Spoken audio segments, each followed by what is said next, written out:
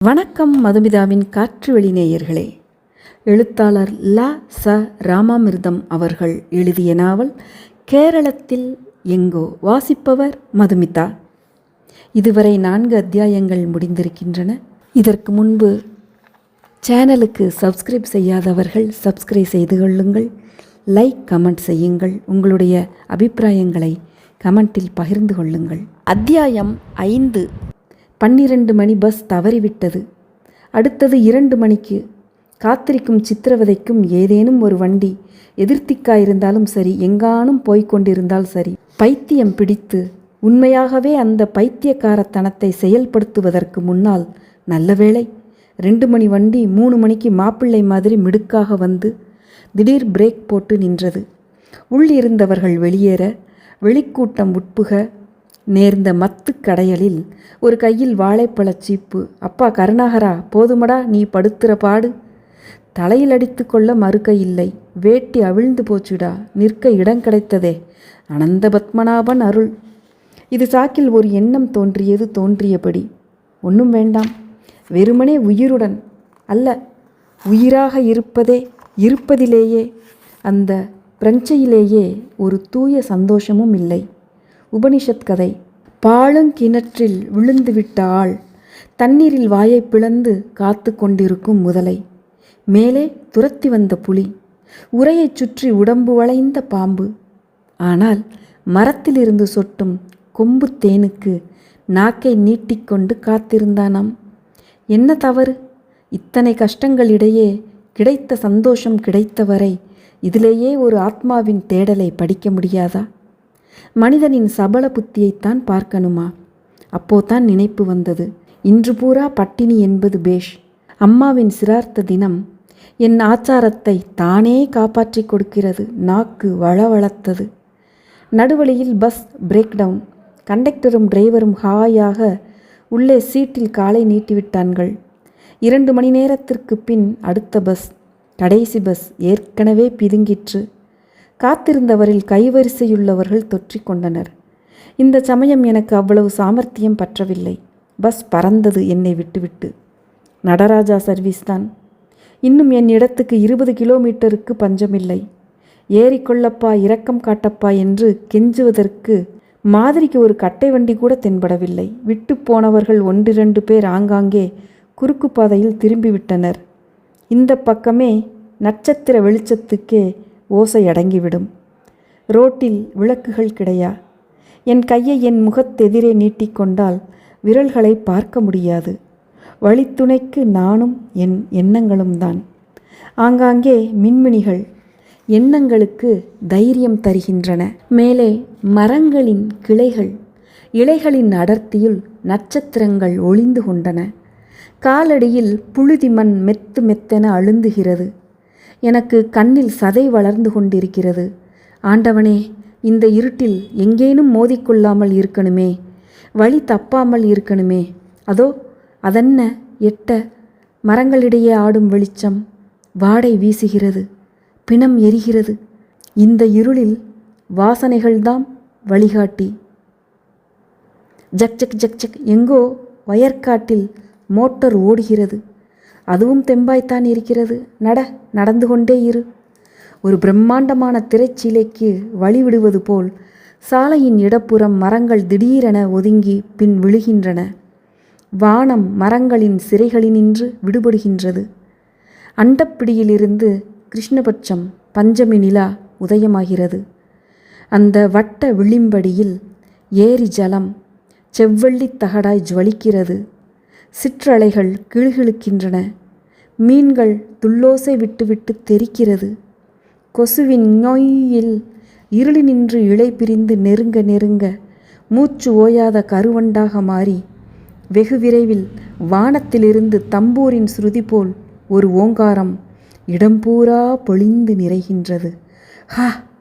ஏரிமேல் உயர ஒரு சிவப்பும் பச்சையும் மாறி மாறி கண் சிமிட்டின. திருவனந்தபுரத்திலிருந்து வந்து கொண்டிருக்கிறான். வந்துவிட்டான். ஒரு வளைவடித்து அதோ எட்ட மறைந்து விட்டான். மறுபடியும் தனிமையாக விடப்படுகிறேன். இப்போ ரேடியோவை முடுக்கினால் பாலமுரளி கேட்கும்.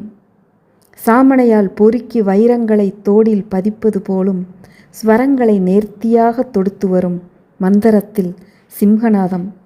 அதிபஞ்சமத்தில் வானம்பாடி உச்சஸ்தாயில் இருந்து அப்படியே சுருண்டு அடித்து கொண்டு கீழிறங்கும் பிர்காவில் ஜாதி பறவையின் குறிபிசகா பாய்ச்சலின் வீச்சு.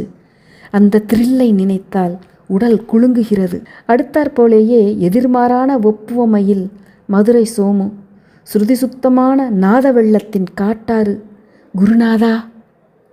அன்றொரு நாள் இதே திருவையாறு உற்சவத்தில் தன் குருநாதர் பாட அவருக்கு திண்டு மாலை சாத்தினார் போல பின்னணியில் சோமு குரல் குருநாதரின் குரலை அன்புடன் பணிவுடன் திடமாக அணைத்து கொண்டு, மரியாதை காதையா, அப்பா இப்பவும் மயிர் கூச்சரிகிறது, அதுபோல் இன்னும் கேட்கப் போகிறேன். எனக்கு தெரியும் கேட்கப் போவதில்லை. அதெல்லாம் முகூர்த்த வேளை, விதி, பாக்கியம் அப்போ அமைந்ததோடு சரி, திரும்பாது. அரை விளக்கை அணைத்துவிட்டு ரேடியோ பால்பே இருளின் நெற்றிக்கண். ரேடியோ எதிரே பிரம்பு சாய்வு நாற்காலியில் அம்மா சாய்ந்து கொண்டிருக்கிறாள். அவள் காலடியில் நான் தரையில். அம்மாவின் பார்வையின் மெத்தை உணர்கிறேன். இசை பின்னும் கோலத்தில் நாங்களும் இரு கட்டான்கள். குருநாதா. அம்மா, நீயேதான் என் குருவும் கூட. என்னை ஆளாக்கினவளே நீதான். இந்த சமயம் உன் காலடியில் நான் இப்படி உட்கார்ந்திருப்பது அம்மா எனக்கு சொல்ல தெரியலே. நான் நாயாக மாறிவிட மாட்டேனா என்று ஆசையாக இருக்கிறது. அம்மா எனக்கு சொல்ல தெரியல்லே. அதெல்லாம் முகூர்த்த வேளை, திரும்பாது.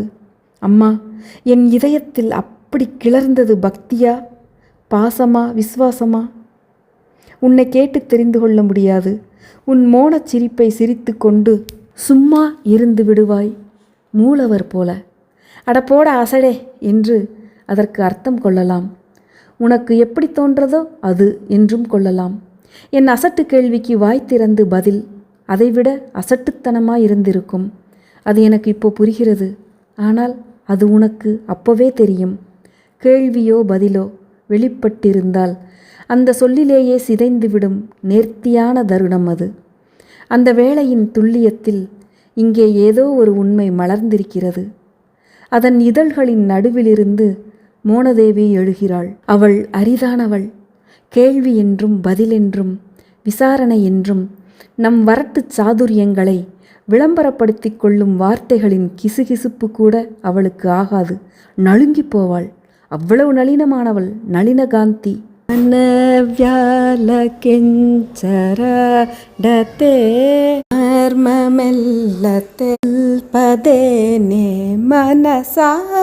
கவிதா சோகத்தின் அத்தரே ஆனந்த நிலையின் அடையாளம். பாலம், பாறாங்கல், பெரிய மண்டபம். அட, எண்ணங்களின் இன்பத் திளைப்பிலேயே நடை அலுப்பு தெரியாமலே என் இடத்தின் அடையாளங்களுக்கு வந்துவிட்டேனே. ஆச்சு, இன்னும் 5 நிமிஷம்தான். உர்ஸ் எண்ணத்தை ஆக்கி வைத்திருக்கப் போகிறாள் முழுச்சோம்பேறி. சாமி இன்னைக்கு வராது என்று சாவியை கூரை ஓலை இடுக்கில், அசல் இடம் எங்களுக்கு தெரியும், ஓலை இடுக்கில் ஒளித்து வைத்துவிட்டு போயிருப்பாள். கிரீச் தூக்கி வாரி போட்டது. அலறியது. குரங்கா அல்ல, வேறெந்த இரவு பறவை. மறுகணமே மேலே பலாக்கிளையினின்று பொத்தென்று என் களத்தில் ஒரு வடம் விழுந்தது. மேலும் தானாகவே இன்னொரு வளையம் சுற்றி கொண்டது. கல்லாய் உறைந்து போனேன். நிலா வெளிச்சத்தில் கருகருவென கூந்தல் கருப்பில் வளவளவென்று நெளிவுகள் தாமே மாறிக்கொண்டு தன்னைத்தானே சாட்டை உருவிக்கொண்டு என்னை ஏதோ கேட்க ஆயத்தத்தில் என் முகத்தெதிரே தலையை உயர்த்தி மண்டையில் 2 நீலக்கற்கள் கொதித்தன. இன்னும் யோசித்து கொண்டே இருக்கிறேன். இன்னும் வியப்பு தணிந்தபாடில்லை. அந்த சமயம் எனக்கு நேர்ந்தது அதிர்ச்சி, பயம். திட்டவட்டமாய் தெரியவில்லை. இன்றோடு என் ஆட்டம் முடிந்தது. நிச்சயமாய் வாய் குளறவில்லை, மனம் பேதலிக்கவில்லை, விரக்தி. அப்படியென்றால் அசலா என்ன அது? தெளிவு, திரை கிழிந்த மாதிரி. அப்படி சொல்லிக்கொள்ளலாமா? ஆம் என்கிற பாவனையில் முனகுகிறேனோ? பயங்கர பரவசம், தடம் மாறிப்போன உணர்வு, எல்லாம் ஒரே உயிரின் வியாபகம். அதன் மையத்தில் நான் இம்மாபெரும் உயிரோவியமாய் என்னிலிருந்து உயிரின் ஒளிக்கதிர்கள் புறப்பட்டு பரவி கழிந்து என்னிலேயே திரும்பவும் அடைந்து கொண்டிருக்கின்றன. லோகோஸ்ருதியின் சுளிப்பில் நீ வேறு நான் வேறு, நீ யார் நான் யார். ஸ்ருதி வெள்ளத்தின் துளும்பலின் விதிர்விதிர்ப்புகள் எத்தனை எத்தனையோ. பேச்சு பேச்சு பேச்சின் வியர்த்தம். உருவங்கள் அர்த்தமற்று போகின்றன. போன அர்த்தத்தில் நான் நாகலட்சுமி, இந்த அர்த்தத்தில் உன்னோடு இருக்க உன்னிடம் வந்திருக்கிறேன். தனித்தனி அர்த்தங்கள் அர்த்தமற்று போகின்றன. ஒரு அர்த்தம், ஒரே அர்த்தம்தான் உண்டு. பிரிதல் கூடுதல், சாவு வாழ்வு, பிறப்பு எல்லாம் என்ன பித்துக்கொள்ளித்தனம். உனக்கும் எனக்கும் சொந்தம் விட்டு போயிடுமாடா? இன்று எனக்குத்தான் சாப்பாடு இல்லை, நீயும் பட்டினி கிடக்கணுமாடா? என்னவோ தோன்றிற்று. என் கையில் கூடவே வளர்ந்து விட்டார் போல் இருந்த வாழைப்பழச் சீப்பை தூக்கி பிடித்தேன். அதன் மேல் தாவி படர்ந்து கொண்டது. சீப்பை அப்படியே மெதுவாக கீழே இறக்கினேன். ஒரு பழத்தை பறித்து உரித்து நீட்டினேன். அதை அது கவ்விக்கொண்டது. நானும் ஒன்று உரித்து போட்டுக்கொண்டேன். அம்மாடி, தொண்டை குழாய் வழி சில்லென்று உள்ளே இறங்குகையில் என்ன சுகம், என்ன சுகம். மேலும் 4-5 உரித்து ரயில் வண்டி தொடர் போல் ஒன்றையொன்று ஒட்டினார் போல் வைத்தேன். இதென்ன உறவு? 5 வருடங்களாக விட்டுப்போன அம்மா சிரார்த்தம் இன்று சர்வ பிராயச்சித்தத்துடன் நிறைவேற்றிக் கொள்கிறதா? தன் கவிர்பாகத்தை அம்மாவே நேரில் வந்து வாங்கிக் கொள்கிறாளா? என் சக்தி அவள் பசி. எங்கள் அந்தரங்கம் நாங்கள் யாருக்கு சமாதானம் சொல்லியாகணும்? நகர்ந்து நகர்ந்து 10 அடி.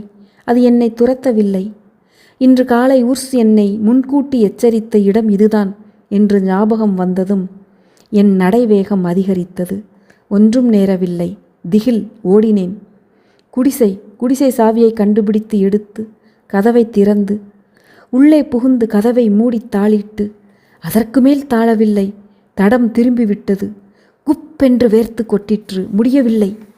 இடுப்பு தள்ளாட்டம் கண்டுவிட்டது. நின்ற விடத்திலேயே தடால் என்று விழுந்ததுதான் தெரியும். அத்தியாயம் 5 நிறைவுற்றது. அத்தியாயம் 6 சந்திப்போம். அன்பு வணக்கங்கள் கூறி விடைபெறுவது உங்கள் மதுமிதா. நன்றி, வணக்கம்.